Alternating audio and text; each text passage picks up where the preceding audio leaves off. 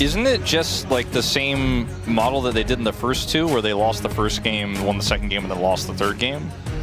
I don't know if that really proves anything yet. Maybe they'll change it up, though, as Degon was saying.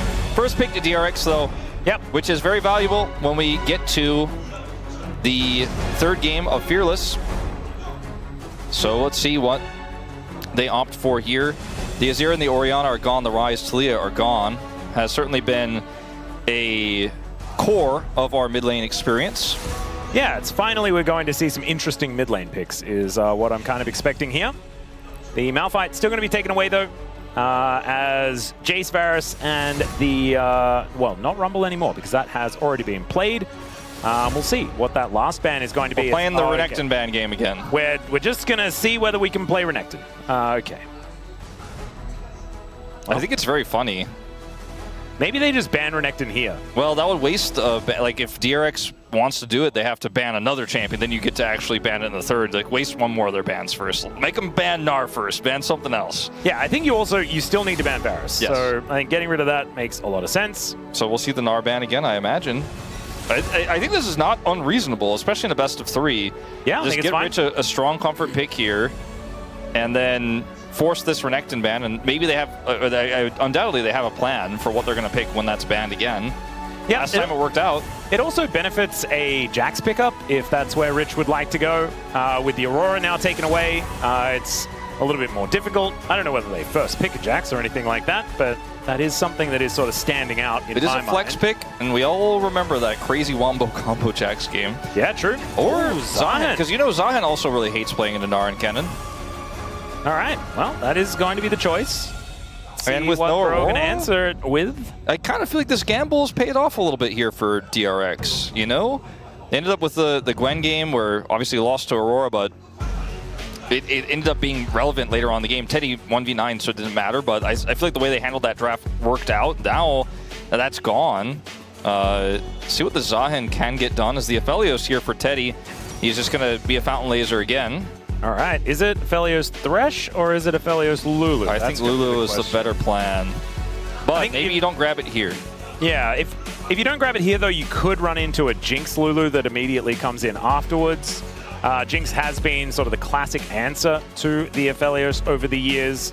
We have seen it opted in for so far and this can tournament. Namgung play Lulu or Thresh is another question.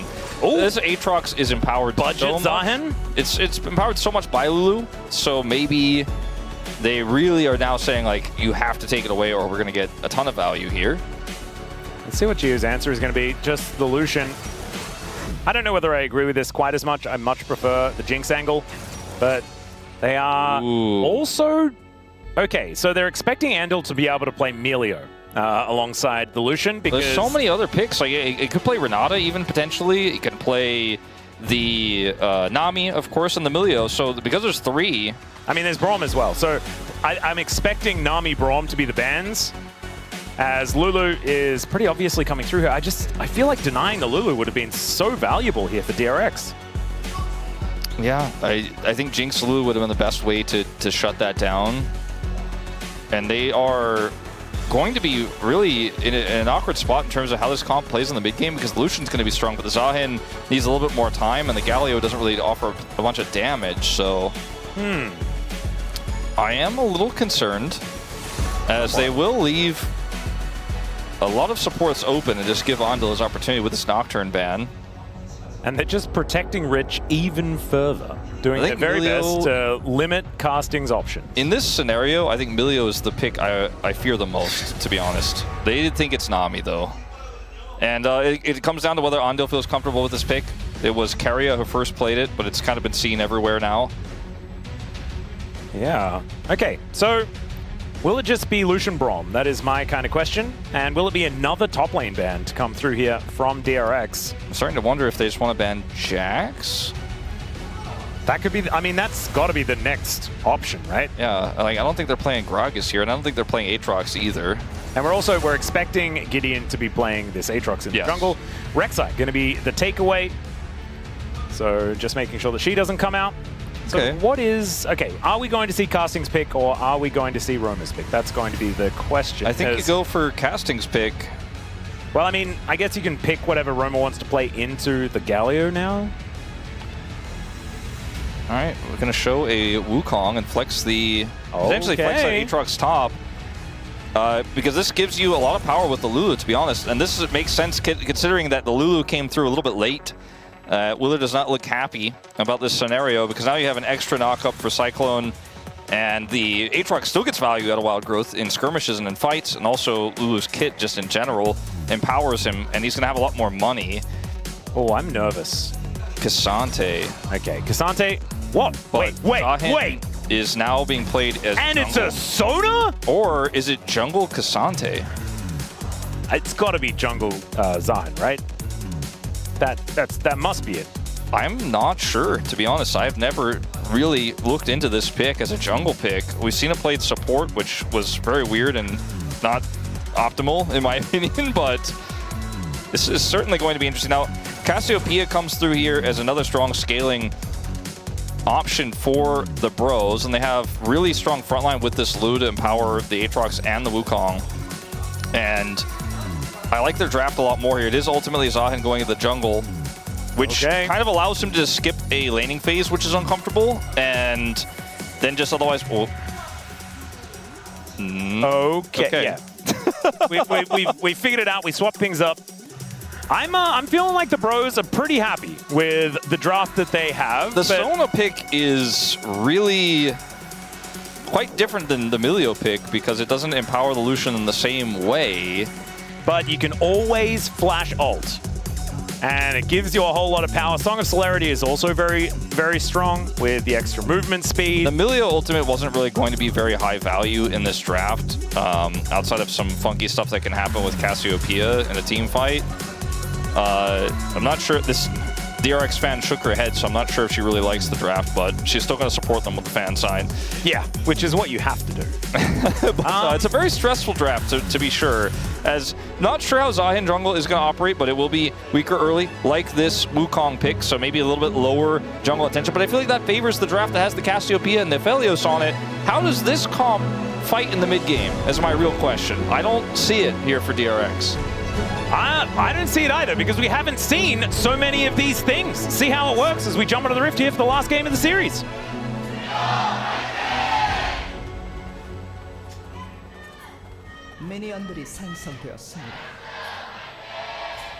All right, here we are, ladies and gentlemen, and we're already fighting. Andil going down relatively low, has taken that Q as they do get that barrier in. Teddy in a little bit of trouble now, but the Glitter Lance is very good from Namgung. And we are just continuing to fight. Another round of spells here as Jiu really wants to get that double tap on Teddy. Instead has to do it onto Namgung as he is forced to flash. As there's a flash forward from Teddy as Andil, not quite enough. And Andil still has flash, remember, but he does have to use it, and the bottom lane has to go home. The Bros stand strong. I mean, you have to wonder, like, Teddy really wanted to get that kill into Gio. I think he probably missed an auto or two onto Andil. Maybe he hadn't greeted for that, might have actually been able to secure the kill. Now it's Andil just going to sit down here and try to farm. Barriers employed, flash is employed by both AD carries. It's Andil has to use his flash, though. Namgung does not, so they have that advantage. But that's really just the tip of the iceberg for the advantages here now gained for Bro off of this play. That said, Teddy decides to back, actually, not to try to push that wave in to grab an additional advantage. So it will kind of end up being, in terms of gold right now, yeah, a little bit of a wash even. Outside of the flash being available for Namgung. That is the only thing. As Teddy's back, Jiu's back. Let's see what's going to happen here as Q's flying forward here from Andil. Does have now level 2 gained. So just wants to be spamming as much as he can. Get towards that empowered auto attack and stuff like that. Pressing the attack. It's been a long time since we've seen Sona. We've often seen Seraphine, which felt like the upgraded Sona. There is that Echoes of Helia build that's been going around. Yep. Talk about that later as Willer's here. Oh, yeah, Willer's making his way down. No flash for Teddy, and a flash forward from Willer. Teddy knows that he is extremely dead. Gets pulled back, and that is first blood over to the Zahin, and a couple of assists dealt over to DRX. Zahin is a champion that's not easy to set up ganks on, especially with the way that you clear. It's not great, but if they're way overextended like that, you do get the basically guaranteed knockup. and with the ability to kind of skewer people as well. Like, his kit does make sense in a situation like this to have a great gank. And Willer, off to a great start here, did use his flash, but ultimately ends up being a big win. Yeah, very nicely done. Gideon obviously not going to be going for these early ganks. Wukong notorious for wanting to hit that level 6 before he can really get anything done, but is boosting his way around the jungle as fast as he can. And is a couple of camps in the lead. Willer looking a little worse for wear. Level 3 to the level 4 of Gideon now as well, as Andal will rotate over, offers the healing back. There is the pullback onto Gideon as well. Does have all 3 of the buttons, so Andal is able to piano as much as he can.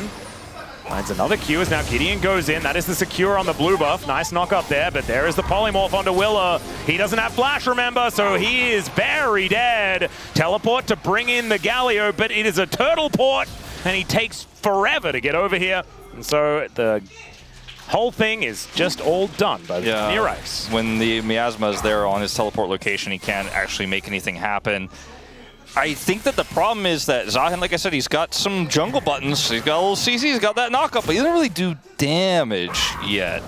The Wukong did some damage and had a Lulu there. The Sona was trying to help. Yeah. Which is kind of the story of Sona in general. It's like, besides her ultimate and some lane sustain, like, she's always trying to help, and it doesn't always end up being enough.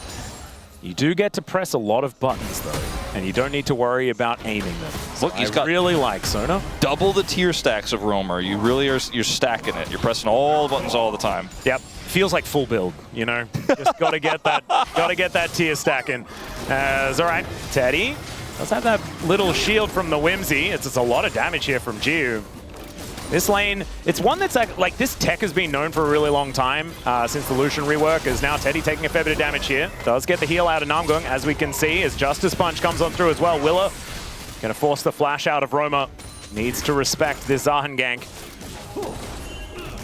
Man, this is just fighting all the time here in this bottom lane. Namgung very low on mana, as Andal almost has 0 mana.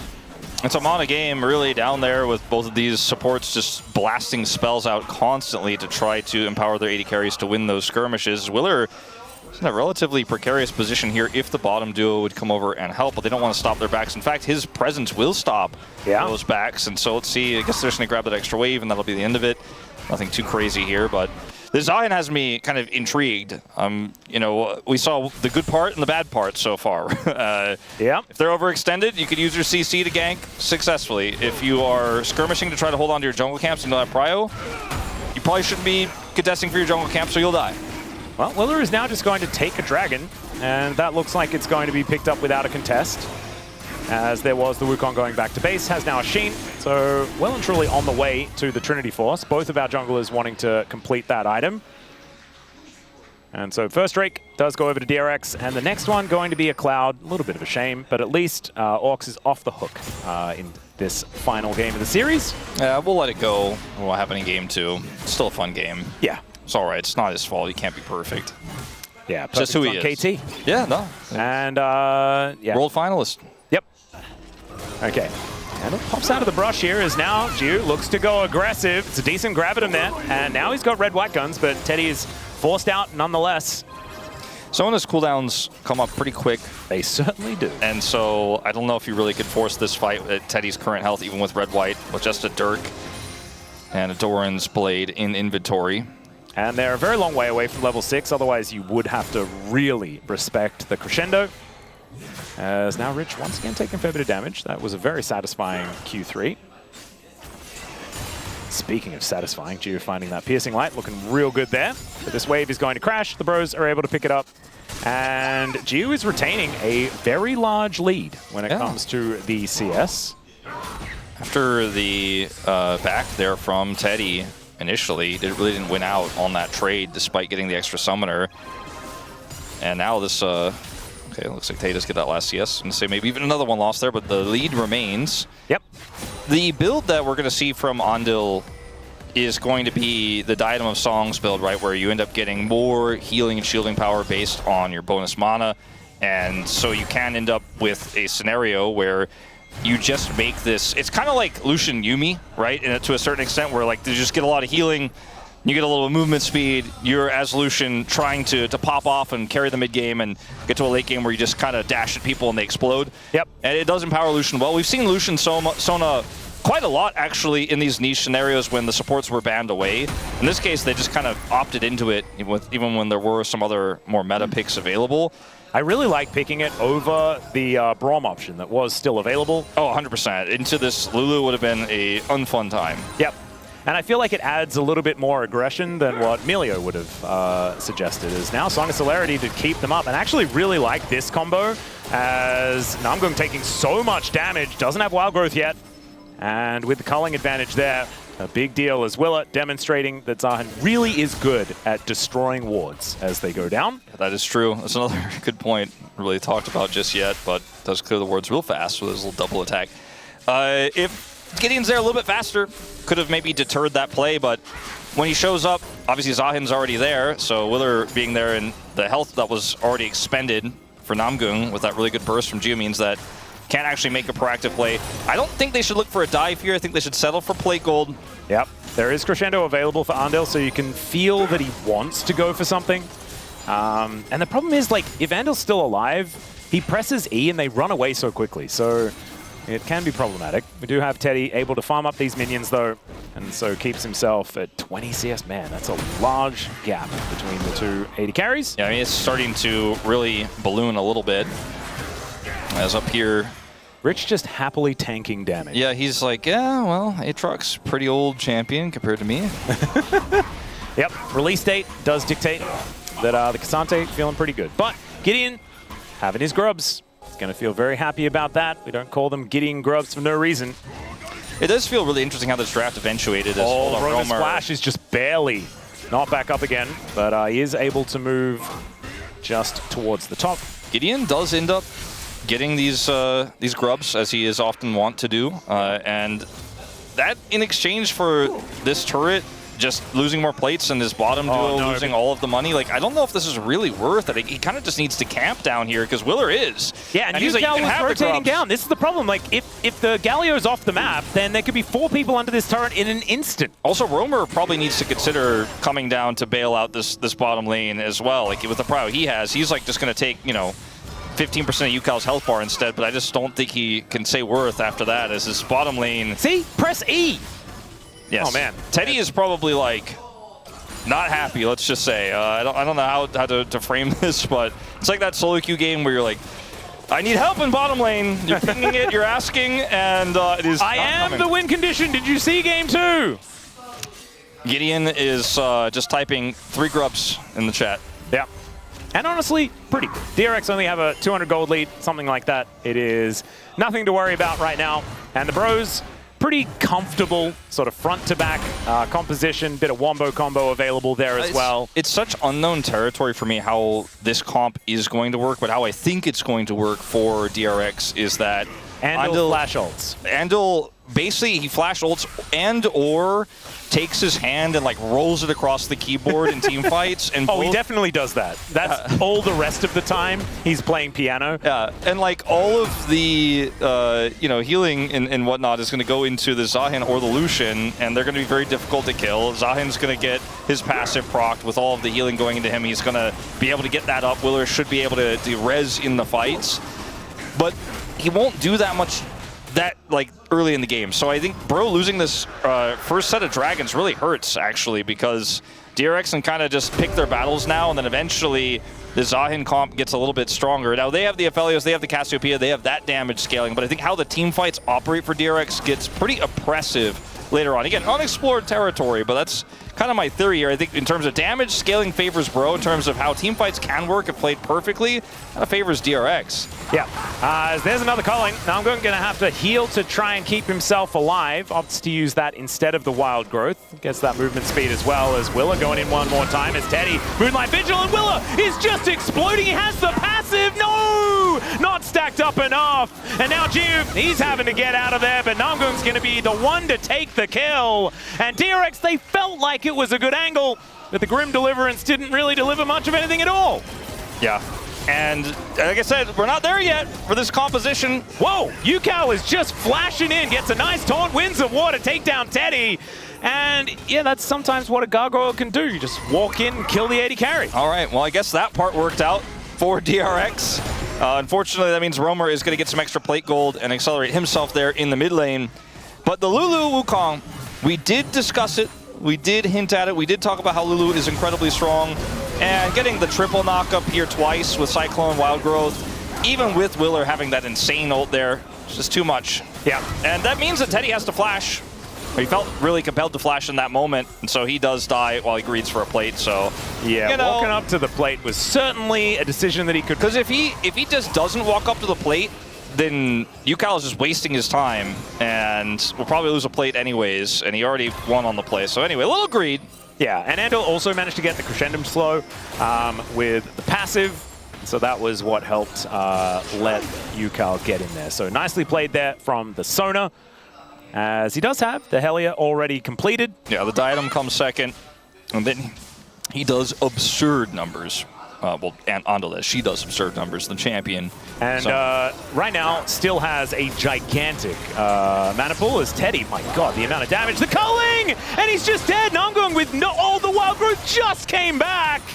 And yeah, Jiu is doing some work. Yeah, unfortunately, it doesn't look like Teddy's going to have the same kind of game he had in Game 2 here in Game 3. It's looking a little bit like a Game 1 angle, as Yukao gets over the miasma and in goes Willa. There's a petrifying gaze, but finds zero luck. And you know, Willa is able to walk away. All right, Gideon coming on forward here is the flash out from Jiu, and he is able to get the shield. There's the heroic entrance as well, and the knock up onto Gideon. Now Yukao, he saved his AD carry, looks to try and kill the enemy jungler. The Winds of War are looking good, and DRX, they keep the president alive. That was a bit of a potential snapshot of what the future could look like here in team fights with how... If that's what the future looks like, if I'm DRX, I'm nervous, man, because Jiu, you gotta not be doing that, man. But maybe if he is doing that, it's okay, because he has his Sona and a gargoyle that's going to bail him out of every team fight. And he also does big boom boom damage, as we saw in the moments leading up to it right here. Speed up.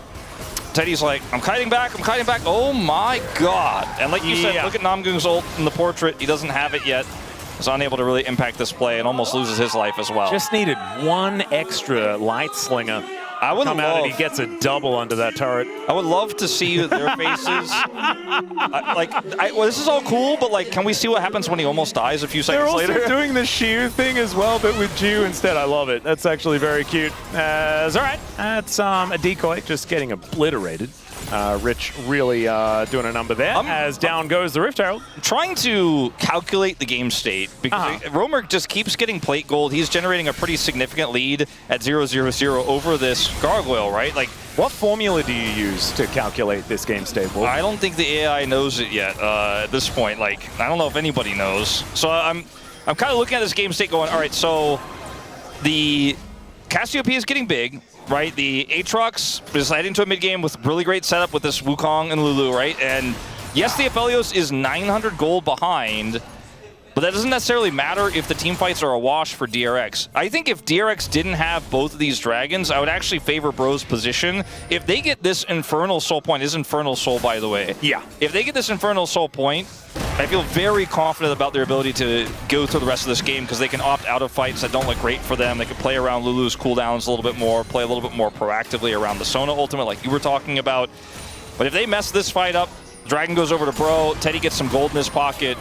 It's really hard to say that DRX are significantly ahead, especially because the gold is just dead even as well in this one, and the scaling is immaculate. Yeah, I mean, it's like the Cassiopeia, if you use everything trying to get onto Teddy, Cassiopeia is another massive threat. Well, let's see whether Willa can try and take it down a peg or two, as a little sentry does go up. Gio able to avoid the Glitter Lance, as now Gideon fighting against Willa, doesn't find the pullback, but does get the knock up. And he will back away. Now I'm going moving over towards his monkey. Once again, everything is going to get put into Jiu defensively on this fight here for the Dragon. I think Bro absolutely need to contest this. They cannot give over Infernal Soul point here. This might be the fight that decides the game, frankly. Yep. Gravitum set up here for Teddy, so a fair bit of CC on the cards, but look at that, Gideon just getting pushed out. I don't think he's going to have a way in here with the teleport down from Rich, And Casting hasn't even channeled his just yet. They are just giving up this dragon. And I just don't think that is, ideal, right? Like, this is not what they wanted to do, but they just couldn't get access. The setup was too good for DRX. At least they got the TP out of Rich. And they also get the charge out of the Rift Herald at the same time. Yeah. They did it once again, using the Rift Herald in order to guarantee a dragon. And so now, in 4.5 minutes' time, the Bros, I mean, it's Infernal Soul. This is a huge deal, especially for this comp that Teddy wants to spike around this Lucian's damage. And Teddy is sitting on Collector BF. Like, he didn't have his second item, and they were not in position to actually look for any sort of combos or setup there on the dragon itself. Like, there's not a big wombo for the team fight. So Zefelios can't really carry it on his own in this scenario. It's just too risky. And I think the Aatrox teleporting in would have been completely useless. He would have just been there to watch. He's not really the setup, so... Yeah, Gideon, with the fact that he sort of got chunked out and couldn't find his way towards the pit, it just wasn't really an option. And so now, DRX with a bit of a stranglehold is what it feels like, but you can see the gold on the top of the screen isn't really saying too much because it is just Dew that has a lead here on DRX's side. That's exactly where they want their money, but there are other carries on Bro that might be able to pick up the mantle if they can kill this Lucian. So let's see whether they can. There's now Casting, looking for some sweet spots, and this is just going to be a wet noodle fight forever here in this top lane. Every time Casting hits a sweet spot at the Cassante, he's like, did I hit that? Yeah. Doesn't look like I hit that, but I think I did. He's just got so much armor. It is kind of ridiculous. And he also has the Bramble Vest as well, so it's just GG Casting. Enjoy this matchup. Well, interestingly, like, Bro flexed their jungle top, right? I mean, Aatrox is still very playable top, but then DRX were like, I'm flexing my top jungle. And now we got this Cassante that's immovable. And it's actually working out quite well for them. We had big questions about the Zahin. The Sona, a little bit more known, but not in this meta necessarily with this item build just yet here in the LCK. But we kind of know what it does, what it says on the tin. It's going to do a lot of healing and shielding power. Indeed. Where was the Chemtech Soul here, Ox? Exactly. Well, I mean, at least they have one Chemtech Dragon, so they've got some of that Chemtech value. But yeah, would have been a nice Chemtech Soul game for Andil. I guess with the Drake lead they had, they were never going to get more than one, big shield power Chemtech anyways. But at the end of the day, like, Geo is ready to carry this game, and I don't know if Bro really have any ins now. And even if they get like a dragon setup here on this next Drake, DRX can just opt out, like I said. Willer will opt out now. And yeah, Andil then presses W, and everything is absolutely fine. Sona just dancing around the battlefield as much as he would like. 2 items here for Dew. He's pretty scary with those quick blades now done as well. And that is mid out of turret falling down. Yukal possibly in trouble, as there's the Cyclone to start this fight off, and Yukal does the walk thing. He is just going to walk. Does flash as well, as there's the flash Petrifying Gaze. Does manage to catch Willa there, who dances towards this monkey, and Yukal stays alive! Andil comes down here as well with Geo in tow, and Roma, without Petrifying Gaze, is not going to be able to do anything to these guys outside of Willa, who does go down. Didn't manage to stack things up quite enough, but it's a 2-for-1 trade in favor of DRX in the end. Kind of sold on this comp for DRX. I'm starting to feel like it's actually not only viable but oppressive, and it may be that our top teams have been trying to not show this whole time, and they're like, I know everyone's scrimming this, but could you have waited till we get to like lower bracket finals or something to pull this out? As this is just actually absurd. And when I watched that scenario for Yukal, I was like, is he in danger? Because there's only a Cassiopeia there to follow up on the Wukong. And he was looking pretty low. Zahin took so much damage, and it was valuable. Like, how much value got out of tanking that to look for the turnaround there. And now Yukal has gotten past the building defensively and has his Riftmaker, and now he actually has a lot of damage. As the Cyclone is used so early, it can't be used on any other threats. And look who has Prio in terms of the 2v2, right? In the mid lane, it's Andil and Geo, so they can get over here. It was Flash Crescendo as well. I didn't see that from Andil to make sure that Yukal survived. Yeah, and then, your 80 carry duo is here. You're always going to win on this. Romer does play this well and at least trades one back onto Willer, but it was almost Willer getting out there as well. And it's not looking any better for Teddy, by the way. He's got his pickaxe and his crit cloak. He wants his IE so badly. No. It's 25 seconds until this dragon spawns. Purgatory, you hate to see it. Because now he's not going to have it for this fight, but they have to fight. They cannot give Infernal Soul, or they might as well just give their Nexus too. Well, that might come along with it. We'll just have to see as DRX trying to plant themselves here in this mid lane to Teleport in from Roma from that bottom side of the map as Yukal can threaten. He's got 4 seconds until heroic entrance, and he can stay in that bottom lane, put on as much pressure as he would like. Gideon goes over, delivers a decoy, as now Rich could be in a little... Well, I mean, he's Cassante, so he's not in trouble at all. As now Casting, looking for a little bit of an angle here, gets pulled back by Willer as the old Aatrox will get wild growth. It's a decent crescendo there as well, but the Grim Deliverance is massive. Heroic entrance comes down, not a massive amount of value, but Teddy just almost gets pumped with that colossal smash out of Yukal, and that should mean the Infernal Soul goes over to DRX. I think that might be the game, Atlas, here. I think the Bros may have had their last fight in this series and in the LCK Cup, because that was the only fight that they really had left in them that they could try to take on any sort of even terms, but they're so far behind in this game. Oh, and dear. Everyone marks the right targets. Like, Gideon goes in here initially. Look at you. Polymorph's already on cooldown, so he's like, cool, I can step up here. I can do the damage. And then watch what happens when Casting comes in. They just kite it back. Yukal gets into the back line here, gets the taunt, and then from the other side, Rich just denies Roamer entry. Roamer can't offer damage. Roamer wants to get to that back line and offer some big ultimate value, tons of damage, but he's just marked by the Cassante. And then all the while, they're pushing Teddy back constantly, and Gio just does a massive amount of damage. Positioning from Yukal, phenomenal. Didn't even have to use his teleport to get it, because they had all the prio, all the control. They got to control exactly how that fight went, and now they could turn this into a Baron take here, potentially. And they won't take any damage, because they have Sona, who can just press W on top of them, give them big old shields, as the Miasma doesn't do too much of anything. Roma throws down another one. Let's see, DRX, they back away from the Baron. They're not actually looking for that. They want to find a fight instead. Crescendo's back up again as Rich goes in one more time. There's the culling as Gideon having to move over. Yukal looking for that opportunity. Petrifying Gaze is decent, but Grim Deliverance is just going to deliver a Lulu into the Nether Realm. And now DRX looking to take this plate, maybe even more here, as Gideon looking worse for wear. That should spell Baron here for DRX. DRX just having the better macro throughout this series. Starting the Baron, looking for the turn. When Yukal's taunt doesn't get value there, when he's looking for the denial of the entry, he's like, you know what, we just step off Baron. Now we can just hold the door once again, and they can look for another turn. Yep, sprinting away with that phase rush as the Infernal Chains are going to pull back Yukal momentarily. They are going to pull away from the Baron, so once again they'll stop it. The Geo looking about half health here, but that's sort of a myth, isn't it? As the Infernal Chains don't do too much to Rich. TP. Absorb that. He is a big flank to come on forward as Willer is going to pull back Casting. He might be the option here as Yukal made his way in and then moves back out once again. Another decoy is going to cause a bit of a ruckus, but DRX aren't getting big enough advantages to guarantee a Baron. The pull off the Baron the last 2 times made sense. I think starting it a 3rd time here would have been ridiculous now that Namgung is back and they have Cyclone Wild Growth. But when you look at how these fights go for DRX, they can kind of just bully, right? And Gio has free reign. Roamer here, the target pulled out. So good. But he's pulled out, right, and can't actually offer any more damage back. And for them, they're like, okay, that's enough. We kill the Lulu, we do this again. And they kind of just rinse and repeat this cycle. And the longer these fights go, the more value they get out of the Infernal Soul as well, with every ability that hits and procs it. And we can just slow play this. They have a lead, but they will not just throw this game away. And once again, we go one more time as there's no Wild Growth Cyclone in position here. Look at the vision control they have. Control vision here in this Banana Brush. Yep. There's no angle.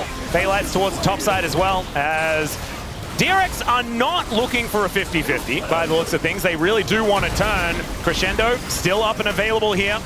As let's see whether Andal is going to go for the play. Does have flash up as well, as there's the pullback onto Roma.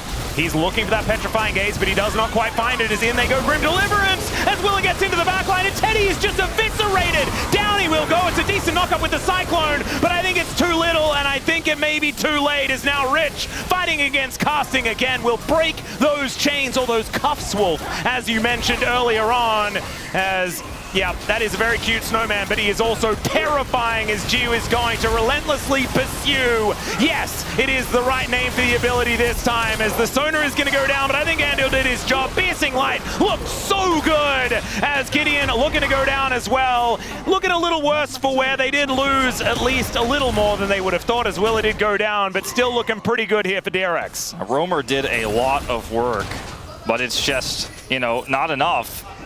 And when we watch this fight again, you just see how quickly the call comes through, burst down Teddy. Like, and the culling connects. Gio does so much damage to Teddy that one threat is gone.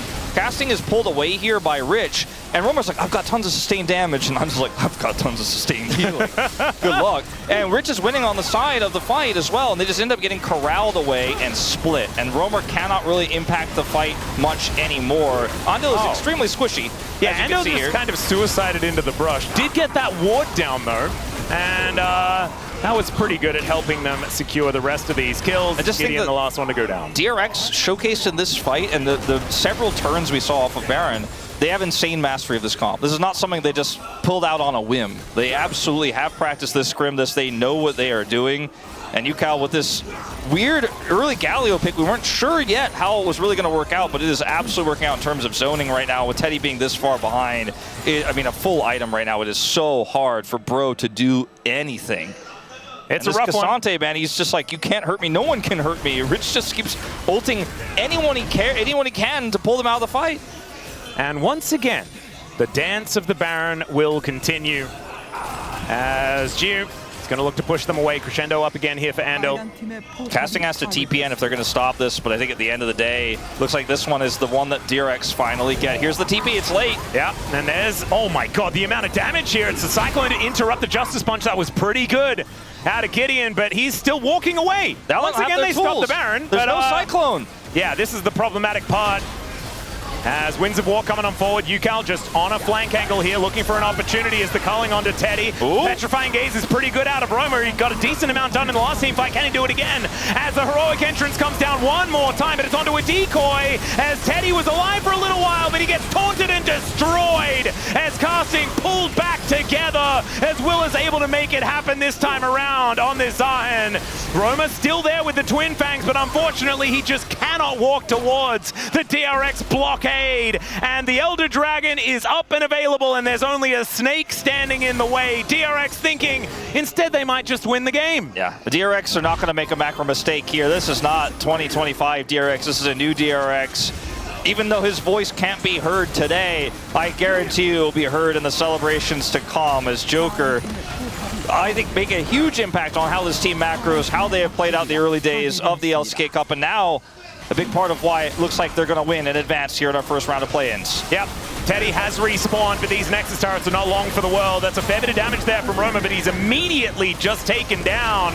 Now Teddy just desperately trying to hold his base alive. He survived for a lot longer than I was expecting, but this Nexus is not going to. Gideon goes down, and there it is. DRX will be advancing forwards here in the play-ins, and unfortunately, Bro are going to be the second team eliminated from the LCK Cup to push them over the line. And then a lot of these flash crescendos and things like that were just so beautiful to see. Let's check out this remaining, this last team fight here as we drift towards the top lane as the highlight continues. And Teddy, he just gets all outed. Rich gets on top of him, and with Teddy dead, there's just not a whole lot they can do. Romer desperately trying to do enough damage here, but just wasn't enough. I think honorable mention to Willer. He had a great series, but there's just, I just don't think you can